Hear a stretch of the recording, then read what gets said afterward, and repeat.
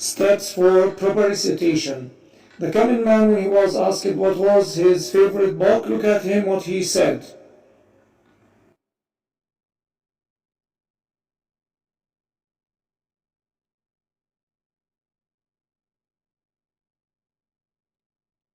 David, morning. Morning, sir. Can you just tell us about your favourite book that you've been reading? My favourite book? Well, it goes back 5 years and it's a great book and everybody should have one on their bookshelf. What is it? No, it's not that one, it's the Quran. Brothers and sisters all over the world, Assalamu alaikum wa rahmatullahi wa barakatuh. This is our lesson for Tajweed, etiquette of recitation. So let's get started. We're going to start with some rules that help you to read the Quran, to recite the Quran properly. So let's get started with the first one. So the first one is devotion and intention. You ask yourself, why I'm doing this? For the sake of whom? It should be for the sake of Allah. And you renew your intention all the time, just to seek the face of Allah for what you are doing.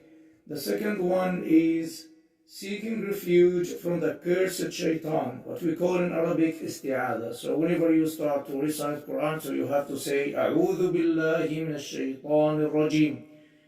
That you seek refuge from that curse to help you start read the Quran and protect you from his elusive deeds.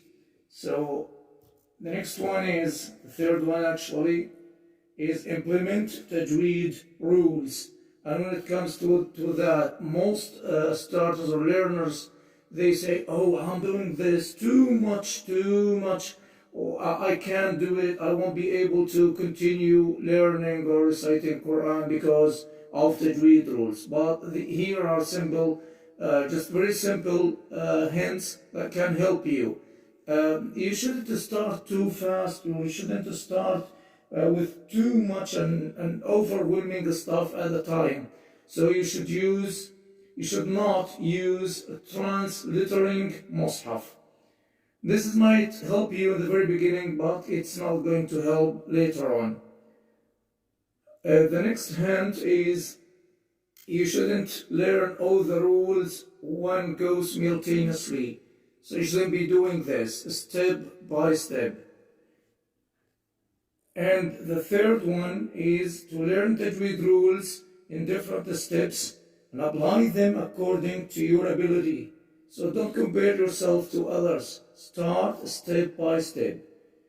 And the fourth one is don't burden yourself more than what you can take.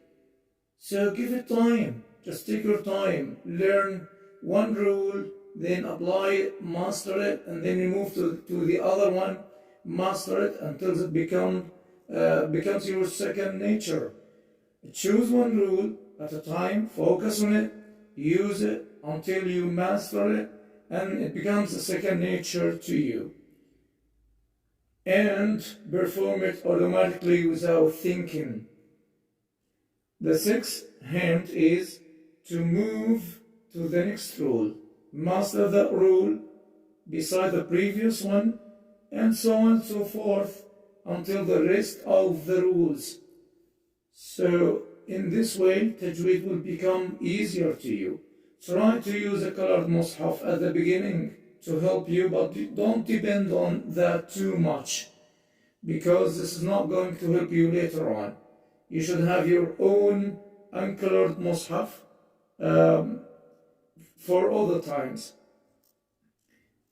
And let's move to the fourth rule. You have to take care of that. You should recite in a quiet and peaceful place. The environment should be peace and quiet. And the next one is reflection of the verses, ayat. So you have to reflect on what you are reading. What does this verse, what does this ayat, tell me?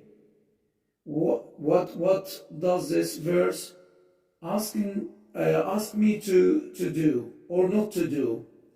What does it recommend me to do for my life, to better my life, and what it, warning me against. And the next one is try as much as you can to beautify your voice and keep away from showing off, which is Riya. Riya means you beautify your voice so that people can say, oh, he's got or she's got a wonderful voice. So you beautify your voice for the sake of people, not for the sake of Allah.